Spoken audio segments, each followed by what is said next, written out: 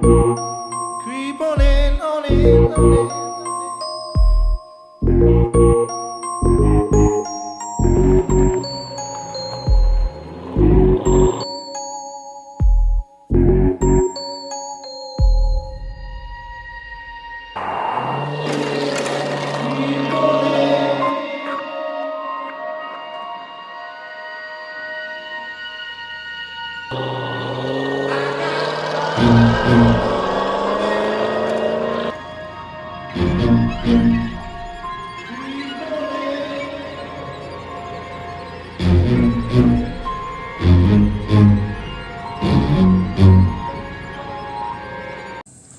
Welcome back to the channel, guys. Back to Project CL500, and today we're going to be fixing the heater core on the dual solenoid valve.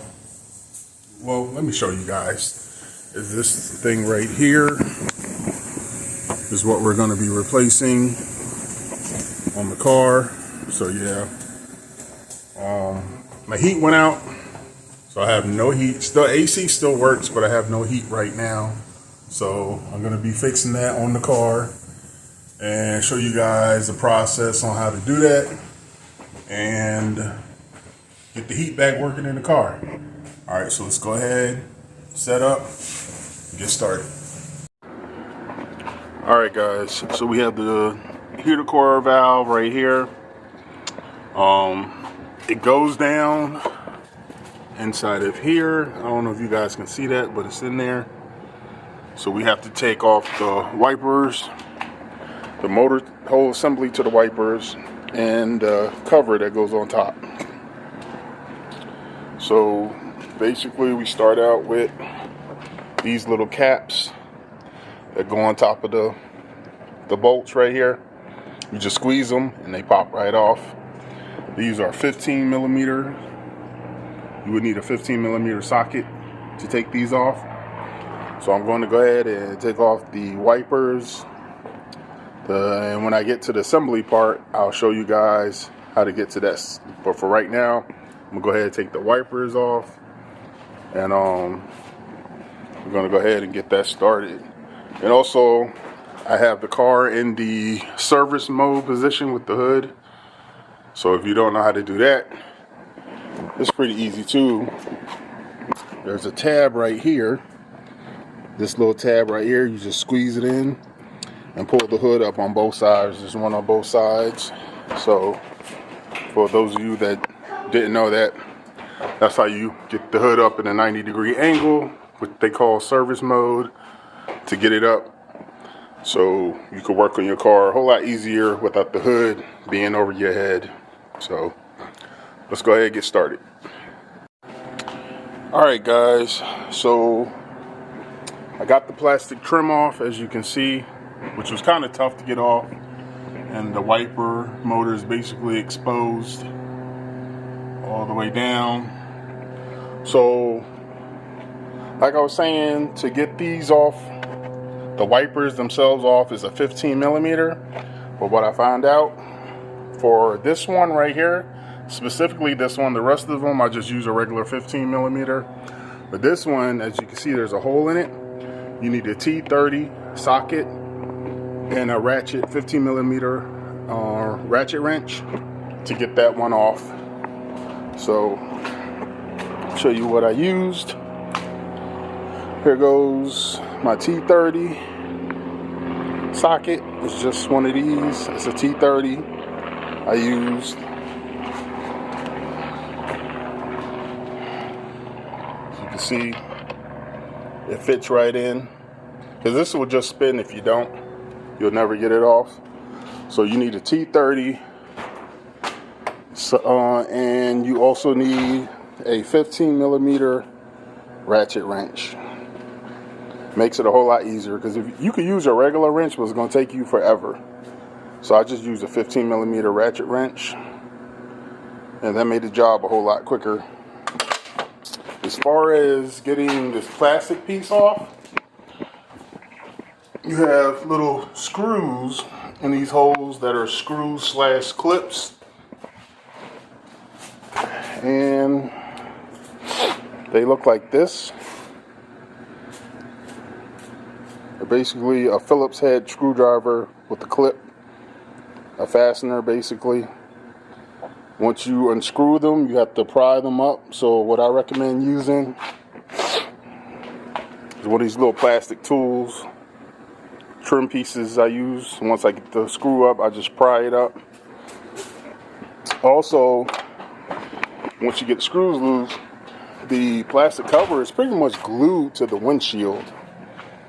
So I also use that plastic pry bar to gently pull up on the windshield. It's going to take some time to get that plastic piece off. I'm not going to lie, it is tough to get off. So just be persistent, be gentle, take your time, because you don't want to crack your windshield on these cars, because it's expensive as you know what. So I would just take my time and like get it up little by little. And once it starts to come up, the whole thing will come up. So, but yeah, just take your time with it. Don't break your windshield. And I would start at one of the ends. I started on this end, on the driver's side, and worked my way across, and it just all came up. Once I got that one end up, it all just came up. So that's how you get that plastic piece off. Like I said, it's a little work, but you could do it. So this is how far I got. Now I just need to take out the motor, and I'll be able to have access to the dual solenoid heater core, or whatever you call it. I'm not sure exactly the name of it, but we'll have access to this. Alright guys, so I got the wiper motor out, as you can see. And this is pretty much, you have a lot of space once you get everything out the way to work on it. See, as it sits down up in there. I had to take the shop vac and suck out a bunch of leaves that was down in there. It was a lot. So yeah, so now I just have to pull this out, figure out how to get it out first, and get the new one in and hook up the lines to it. As you can see, the lines are back here. So yeah, we'll get that all hooked up and see if she works. Alright, so we got the newish one back in. Got everything hooked up. All the hoses. A tip is you might want to put a piece of tape on one of them so you don't get the hoses mixed up and get them back in the right order. I didn't slide it and lock it back in place because I want to test it and make sure there's no leaks first. So I got everything hooked up. So what I'm going to do, I'm going to start her up, get her up to operating temperature, make sure there's no leaks. And once we do that, we will go ahead and put everything back together. So let's go ahead and start her up real quick. I mean, it's a little time-consuming job, but for the experienced mechanic, it shouldn't be a problem. Yep, and we are at 134,000 miles, halfway, a little over halfway to 135,000 miles. So let's go ahead and start her up and see if everything's together like it's supposed to be. Keep our fingers crossed.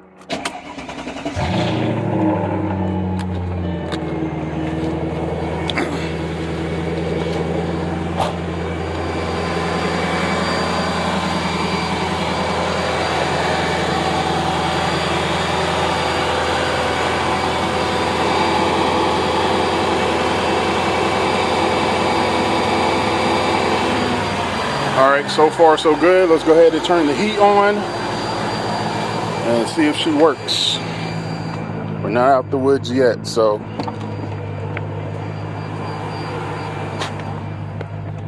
let's see if she'll get these error messages off.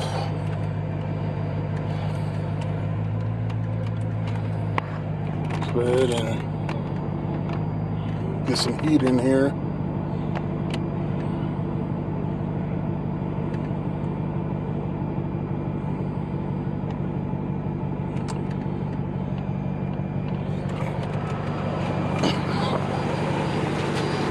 Hopefully the heat will cut on.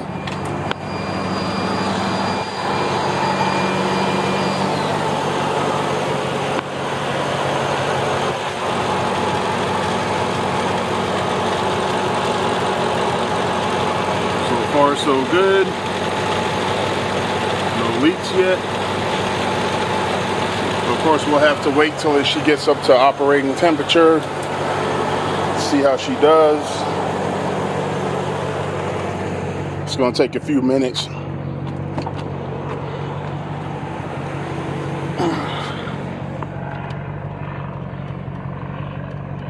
So we'll let her warm up, and I'll get back to you guys when she does. All right, guys, so after getting everything put back together, well, not all the way together, but after letting the car idle and get up to operating temperature, as you can see, is at operating temperature right now. Yeah, we have heat again, and man, does it feel good. I mean, I wasn't too worried about it because I live here in Florida and it's January and it's really not that cold. As you can see right now, it's only 61 degrees. So I mean, heat isn't, you know, that serious down here in Florida. You know, I apologize to the rest of you that's freezing your butts off right now, but hey, I'm in sunny Florida, so what can I say? But yeah, so I really wasn't too worried about it, but we've had a cold snap the last couple of days, so I was like, you know what, let me go ahead and fix this heat issue. So yeah, now I have heat and it's working pretty good. So with that being said, now what we have to do, so I don't see any steam anywhere, don't see any leaks anywhere. Everything looks like it's going to be working pretty good. So now what I have to do is let the car cool down a little bit so I can handle the pump and put everything back together, basically just in reverse order the way I took it apart. Yeah, that's it. That's how you replace that. It's, like I said, it's time consuming, but it's really not that hard. So the average mechanic should be able to do it with no issue. Driveway mechanic like me can do it. They should be able to do it. I can imagine what they would charge you though to do something like this. So yeah, they'll probably charge you an arm and a leg to put this together. But yeah, those are the parts. It's really not that many parts. It's just a pain in the butt to get to. As you can see, I got to it, got it out. There's actually a lot of room back there, I'm surprised. For this to be a 5.0 liter V8, they have it really pushed pretty far up in front of the car. So, but this is a long car. But you know, it is what it is. Let me show you guys something. So I put on a carbon wing since the last time you guys seen. Let me know what you guys think.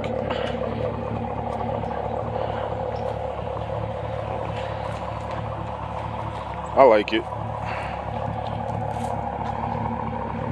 I put it all the way around. Instead of just on the trunk, I have it on the edge of the car. Gives it a better look in my opinion.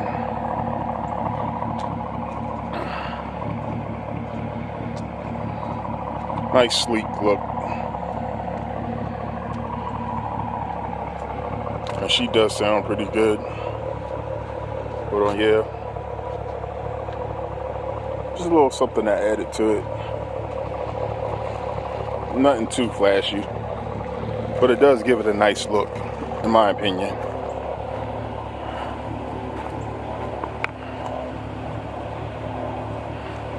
You guys let me know in the comments what you think.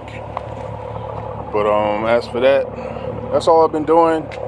Nothing really too much crazy going on. New radio on the way. That one has officially gone out. I can't get it to stop doing that. If any of you guys know how to get it to stop loading, being on the loading screen, that would help. but I've tried pretty much everything I know how to do. But yeah, it just won't stop loading. So I'm gonna go ahead and put everything back together, show you guys what it looked like. Oh, and one more thing. If you're doing this job or any job on these cars, you should really invest in one of these type of ratchets that can swivel, because trust me, it comes in handy when you're doing jobs on these cars. You can swivel it either direction. So yeah, definitely get you one of these. I got this one from Harbor Freight. I've had it for a while. It's lasted. It's done its job. But yeah, man, get you one. Makes life a whole lot easier. But I had to use an extension. Excuse the plane go overhead. Just let it go by.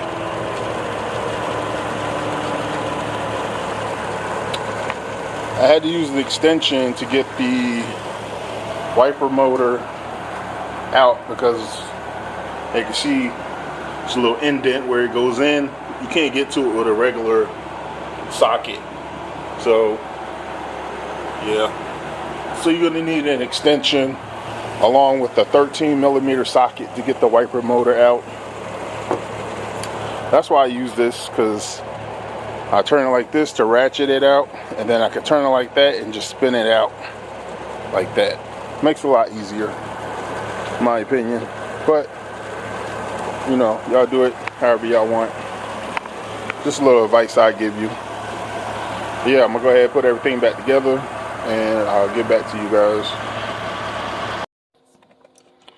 Alright guys, so got everything put back together. It's dark outside now, so we test it one more time.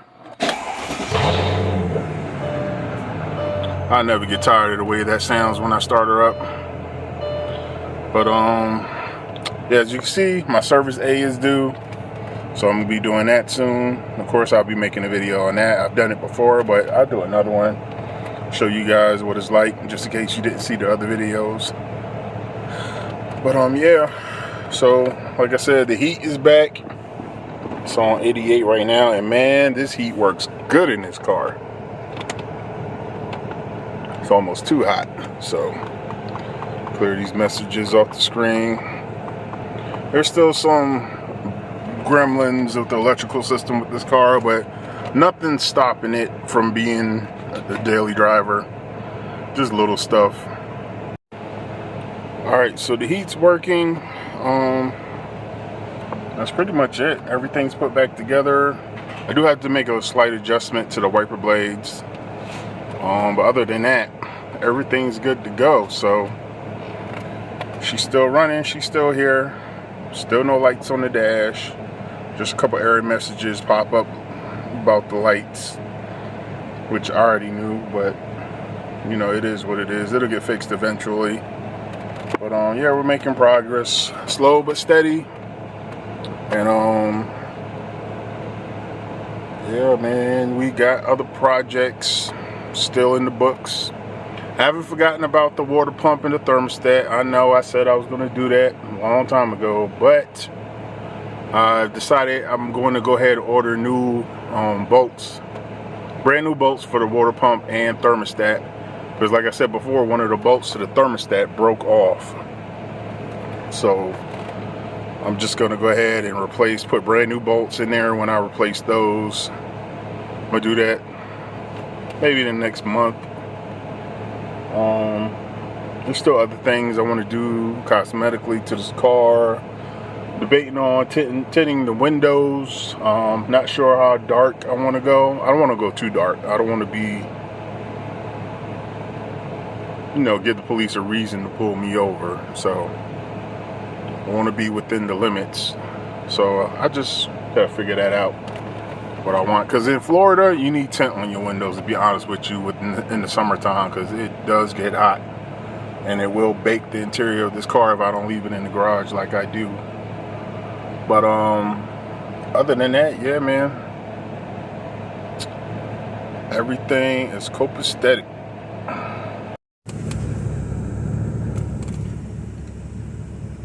So yeah, that's where we at with the car. It was a pretty easy job, I must say. You know, just you had to fight with the plastic cover, getting the cover off. Like I said, when you do that, take your time with it. Don't try to force it because it is sitting on the windshield, on the bottom of your windshield. You don't want to break that, so don't force it. Just let it come loose on its own. It's little tiny clips, I believe, that's holding it. They'll pop off and they pop right back on. So, like I said, just take your time. Pull the I started from the driver's side and went across with the plastic cover that's under there. So I mean, you can figure out how you want to do it. But yeah, that's really it, man. I mean, it was a pretty easy job. It's just time consuming, definitely, because I had to figure out how to do it. But now that I know how to do it, it wouldn't take me no time to do it again. But that's part of the process of learning to work on these cars. You learn as you go, figure stuff out, you get the job done. There's plenty of videos out there showing you how to do it. My videos aren't as detailed, I know, but you know, there's other videos that are. I'm pretty much giving you the basic rundown of how to do these steps with these cars. So this is more for people that know their way around cars. So if you're just learning, I'm sorry I don't go more in depth, but you know, I'll try better next time. But that's it for this video. I want to thank you guys for watching. And if you haven't already, go ahead and hit that like button, subscribe, hit the bell to get the notifications when I drop new videos. And that's it. So until next time, stay safe. I'm out. Creep on in, on in, on in.